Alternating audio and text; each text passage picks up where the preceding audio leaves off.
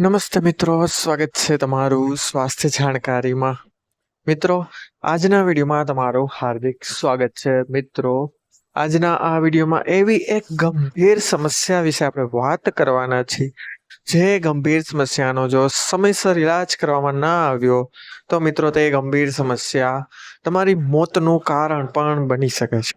મિત્રો, હું વાત કરી રહ્યો છું આપણા શરીરની ગરમી વિશે।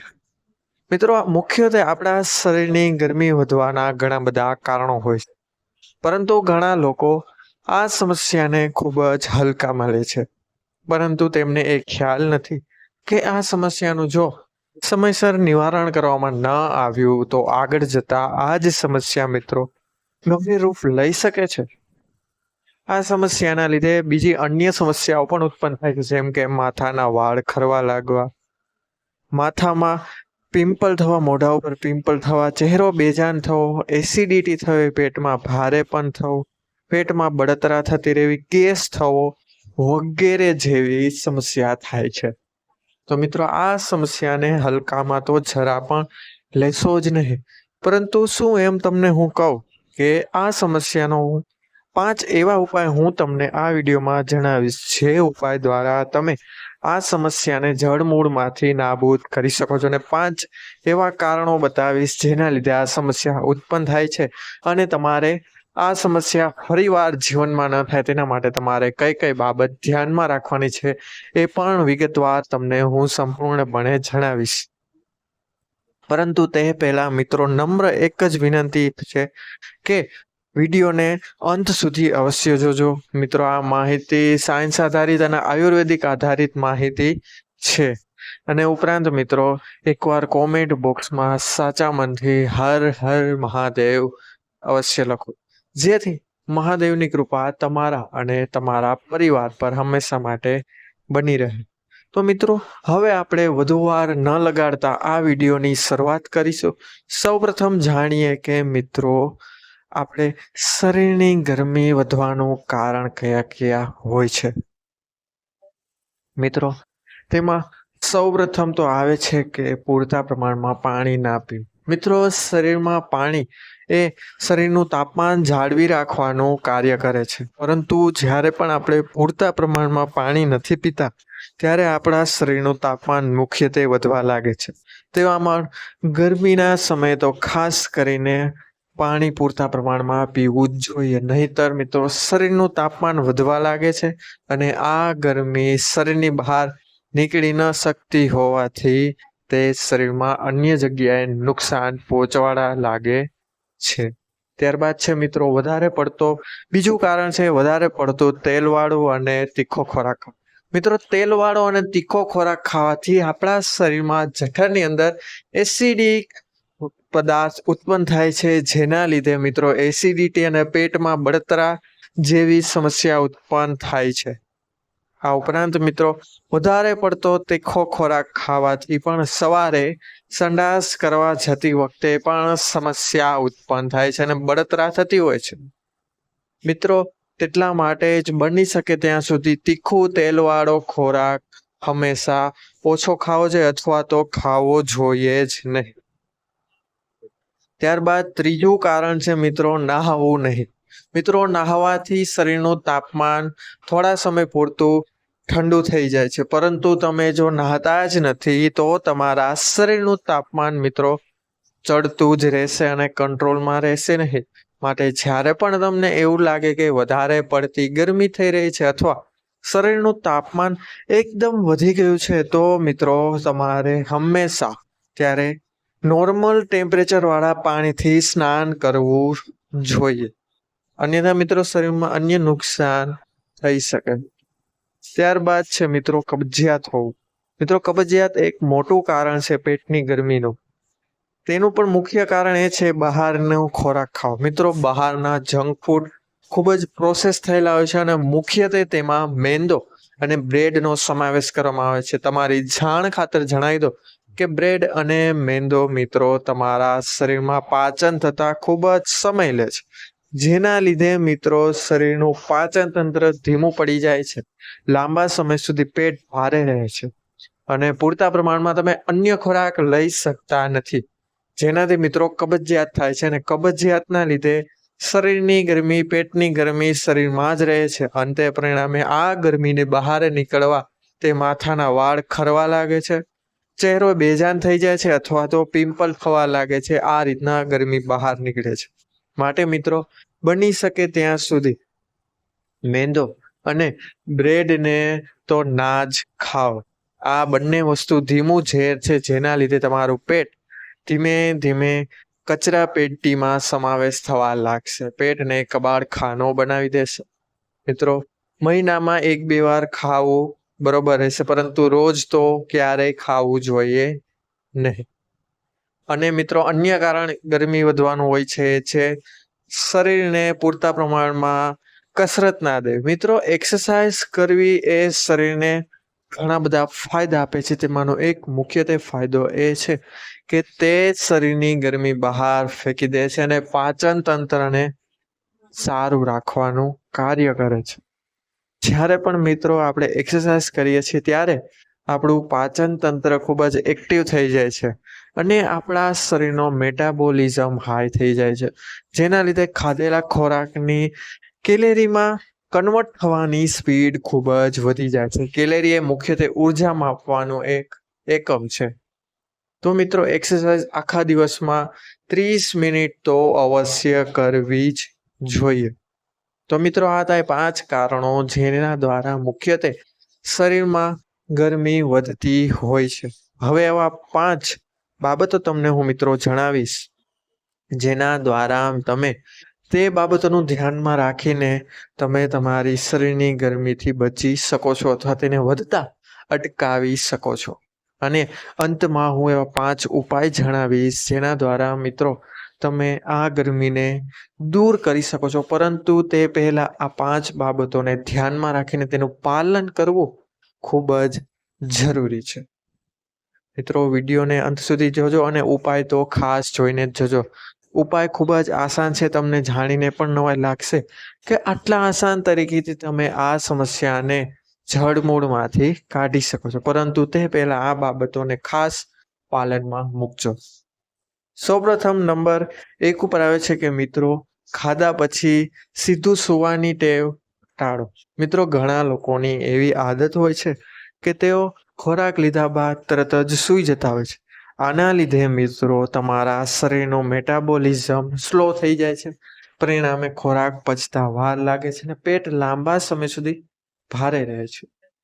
તેના લીધે મિત્રો ખોરાકનું સંપૂર્ણપણે પાચન થતું નથી અને લાંબો સમય સુધી પાચન તંત્ર પર ભાર રહે છે અને અંતે મિત્રો કબજિયાત પણ થાય છે, જેનાથી શરીરની ગરમી વધે છે. તો મિત્રો સૌ પ્રથમ તો બપોરે અથવા રાત્રે ભોજન લીધા બાદ તમારે 15 થી 20 મિનિટ હળવા પગે ચાલવાનું છે, અથવા તો મિત્રો તમારે સીધું ટટ્ટાર વજ્રાસનની પોઝિશનમાં બેસવાનું છે.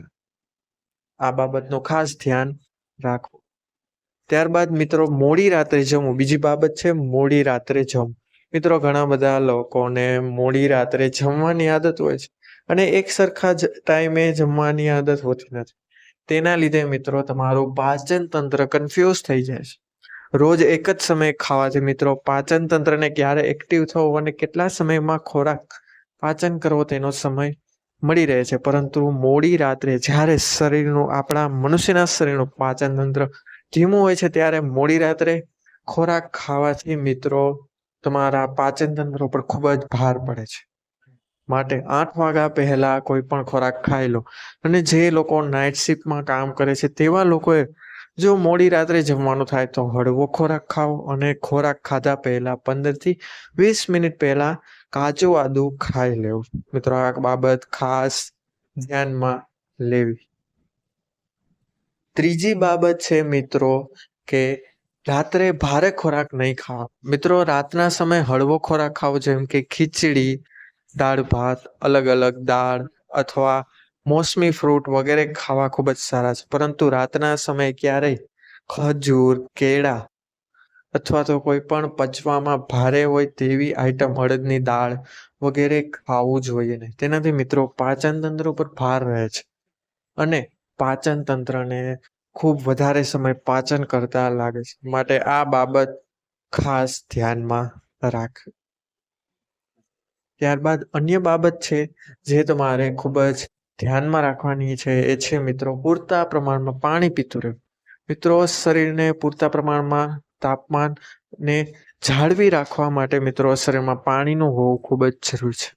આખા દિવસમાં ઋતુ અનુસાર તમારા શરીરને પૂરતા પ્રમાણમાં પાણી અવશ્ય આપો અને જેટલું બની શકે તેટલું મિત્રો ફ્રીજના પાણીથી દૂર રહો. તમે નવશેકો અથવા ગોરાના પાણીનું ટેમ્પરેચર પ્રમાણે પી શકો છો. તેનાથી તમને કોઈ પણ જાતના નુકસાન થશે નહીં.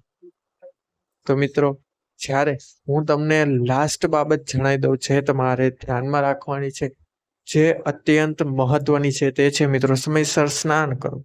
મિત્રો આ છે તો ખૂબ સામાન્ય બાબત, પરંતુ ખૂબ જ એકવાર સરસ સારી રીતે શરીરને સાફ કરી લેવાથી પણ શરીરનું તાપમાન ઘણા બધા હદે નિયંત્રણમાં આવી જતું હોય છે. હા મિત્રો, છે તો ખૂબ સામાન્ય બાબત, પરંતુ તેનું પાલન કરવું એ ખૂબ જ જરૂરી છે. એકવાર જો તમે સમયસર સ્નાન કરવાનું શરૂ કરી દેશો તો મિત્રો તમારા શરીરની ગરમી થોડા ઘણા અંતે તો ઓછી થઈ જ જશે. તો મિત્રો આ હતી 5 બાબત જે બાબત દ્વારા તમે તમારા શરીરની ગરમીને વધતી અટકાવી શકો છો.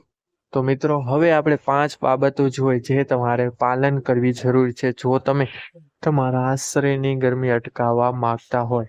હવે હું મિત્રો એવા 2 થી 3 ઉપાય જણાવીશ, ખાસ કરીને જે ઉપાય દ્વારા મિત્રો તમે તમારા શરીરની ગરમી દૂર કરી શકો છો. અને તે ઉપાય અજમાવો તે પહેલા આ 5 બાબતોને ધ્યાનમાં રાખવી ખૂબ જ જરૂરી છે. અન્યથા મિત્રો આ ઉપાયોનો કોઈ પણ ફાયદો તમને જણાશે નહીં. તો ખાસ કરીને એ બાબત મિત્રો ધ્યાનમાં રાખવી. હવે મિત્રો સૌપ્રથમ ઉપાયોમાં પહેલો ઉપાય તમને જણાવી દઉં એ છે કે મિત્રો જ્યારે પણ સવારે તમે ઉઠો ત્યારે 1 ગ્લાસ નોર્મલ પાણીમાં, એટલે કે ગરમ પણ નહીં ઠંડુ પણ નહીં તેવા પાણીમાં અડધી ચમચી વરિયાળીનો ભૂકો કરીને નાખી દેવાનું છે. ત્યારબાદ મિત્રો તેમાં અડધો ગાંગડો સાકર નાખી દેવાની છે અને તીખાના ભૂકા એટલે કે કાળા મરીના ભૂકા 2 થી 3 કરીને નાખી દેવાના છે. મિત્રો આ પીણું મિક્સ કરીને તમારે પી જવાનું છે અને તે પીધા બાદ તમારે 1 કલાક સુધી કંઈ પણ ખાવા પીવાનું નથી. આ પીણા દ્વારા મિત્રો 1 જ મહિનામાં તમે તમારા શરીરની સંપૂર્ણપણે ગરમી દૂર કરી શકો છો. આ પીણાના કોઈ પણ પ્રકારના સાઈડ ઇફેક્ટ પણ નથી, માટે નાના છોકરાઓથી લઈને વૃદ્ધ લોકો સુધી કોઈ પણ તેને પી શકે છે. એક ખાસ સૂચના એ છે કે જે લોકોને ડાયાબિટીસ છે તેવા લોકોએ સાકરનો ઉપયોગ કરવાનો નથી. હવે મિત્રો બીજો ઉપાય જણાવી તો તે છે નાળિયેર પાણી.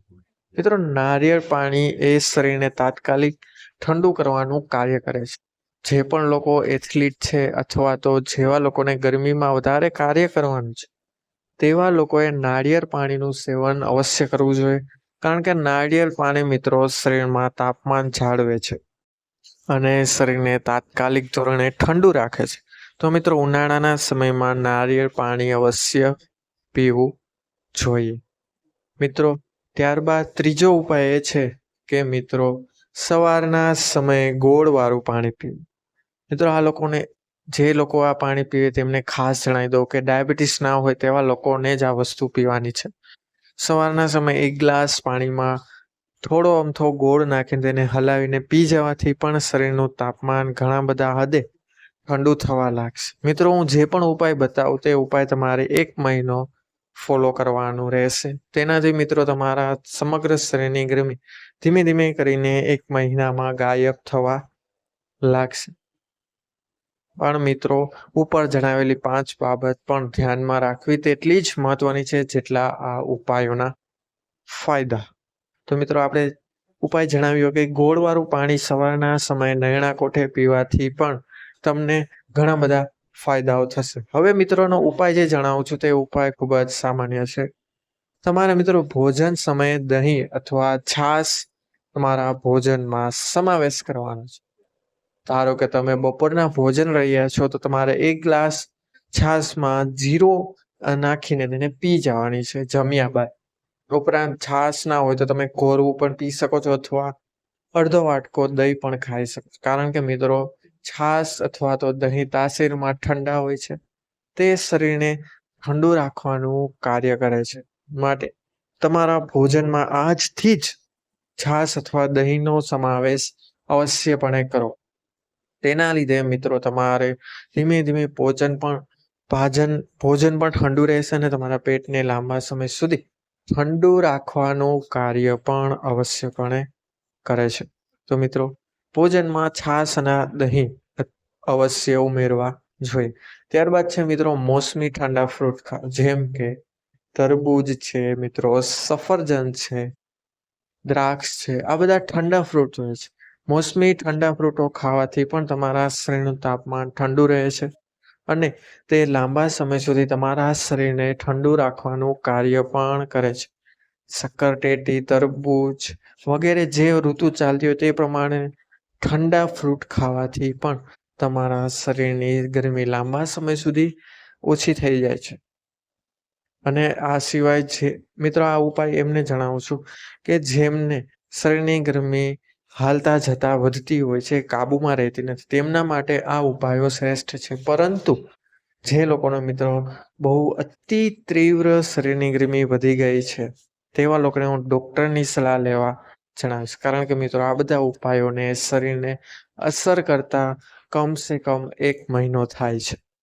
પરંતુ જો તમે તે પીડા સહન કરી શકતા નથી અથવા લાંબો સમય સુધી રાહ નથી જોઈ શકતા તો મિત્રો આજે જ હું તમને તમારા આજુબાજુમાં ડૉક્ટરની સલાહ લઈને દવા લેવાની શરૂઆત કરવાની સલાહ આપી રહ્યો છું.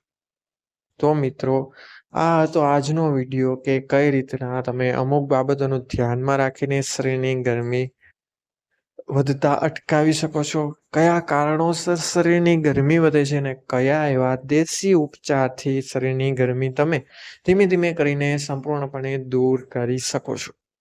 તો મિત્રો આ વિડીયો તમારા મિત્રજનો અને પરિવારજનોમાં જે પણ લોકો આ સમસ્યાથી પીડાઈ રહ્યા હોય તેમને અવશ્યપણે શેર કરજો તેવી નમ્ર વિનંતી છે, જેથી તેઓ પણ આ સમસ્યામાંથી છુટકારો મેળવી શકે. તો મિત્રો આશા રાખું છું કે આ વિડીયો પસંદ આવ્યો હશે. વિડીયો જો પસંદ આવ્યો હોય તો વિડીયોને લાઈક કરજો, ચેનલને સબસ્ક્રાઈબ કરજો તથા બાજુમાં આપેલું બેલ આઇકન બટન અવશ્ય દબાવો તથા આ વિડીયો કેવો લાગ્યો તેની રાય અમને કોમેન્ટ બોક્સમાં અવશ્ય જણાવજો. તથા આના સિવાય એવી કઈ સમસ્યા ઉપર તમે નવો વિડીયો મેળવવા માંગો છો તે પણ કોમેન્ટ બોક્સમાં અવશ્ય જણાવજો. અમે એ વિડીયો ઉપર રિસર્ચ કરીને તમને જરૂર માહિતી પૂરી પાડીશું. અને મિત્રો ફરીવાર એકવાર નમ્ર વિનંતી કે કોમેન્ટ બોક્સમાં એકવાર સાચા મનથી હર હર મહાદેવ અવશ્ય લખજો, જેથી મહાદેવની કૃપા તમારા ઉપર હંમેશા માટે બની રહે અને તમારું પરિવાર પણ એકદમ સુખી અને ભાવભર્યો બન્યો રહે. તો મિત્રો મળીશું નવા વિડીયો સાથે, નવા ટોપિક સાથે. ત્યાં સુધી બધાને મારા હર હર મહાદેવ, જય શ્રી રાધે કૃષ્ણ, જય મા બુટ ભવાની. બધા લોકોએ વિડીયોને અંત સુધી જોયો તે બદલ બધાનો ખૂબ ખૂબ આભાર. બધાનો ખૂબ ખૂબ ધન્યવાદ. અસ્તુ.